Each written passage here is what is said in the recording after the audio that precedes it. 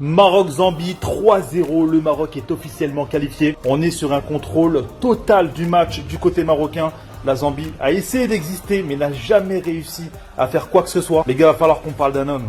En vérité, cette équipe marocaine, il y a énormément de choses à dire. Mais cet homme ne sait pas mettre des buts normaux. Est-ce que vous vous rendez compte, ce mec ne sait marquer qu'en retournée acrobatique?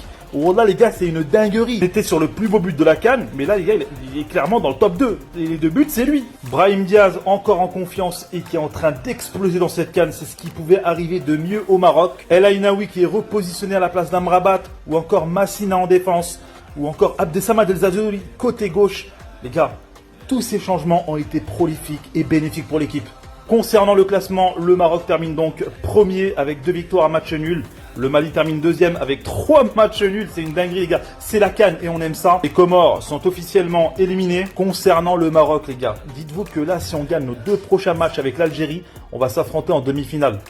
Une demi-finale de choc. El Kaabi est un malade. Déjà que le Maroc est l'équipe favorite de cette CAN, mais en plus de ça, ils ont 3 armes secrètes. Il y en a un qui est toujours là pour débloquer les situations et depuis le début de la CAN, il est inarrêtable. Alors qu'au Real Madrid, il joue pas tant que ça. Aujourd'hui, encore une fois, il était dans la construction du jeu marocain. D'autant plus que lui et ses coéquipiers autour de lui étaient venus aujourd'hui pour fermer des bouches. Tous ceux qui, après le deuxième match du Maroc face au Mali, disaient que le Maroc n'avait pas le niveau, et ben aujourd'hui, ils ont voulu vous montrer que vous aviez tort. Brahim Diaz aujourd'hui, encore une fois, auteur d'un but. Il est sur 3 buts en 3 matchs. Ce qui nous amène ensuite à la deuxième arme secrète du Maroc, Monsieur El Kaabi aka les retournettes acrobatiques. En fait, lui, dans cette CAN, c'est simple. Il est venu que pour nous choquer. Après son premier but de malade qui nous a inscrit lors du match d'ouverture, but qui pour la majorité des gens est le but de la CAN, et bah le gars aujourd'hui est venu se concurrencer lui-même. Il a encore claqué un deuxième but qui rentre en concurrence avec son premier but. Encore une retournette acrobatique. Sur une magnifique passe d'Ounaï qui était à 25 mètres des cages, Monsieur El Kaabi qui au départ paraissait en hors-jeu, eh ben non, il a encore fait souffrir son dos. Je sais pas comment il se débrouille pour avoir autant de facilité à se retourner, mais c'est juste dingue. Et en plus de ça, il se limite pas seulement qu'aux retournettes acrobatiques, non. Sur son premier but d'aujourd'hui, le gars était entouré par toute l'équipe de la Zambie, mais il a quand même marqué.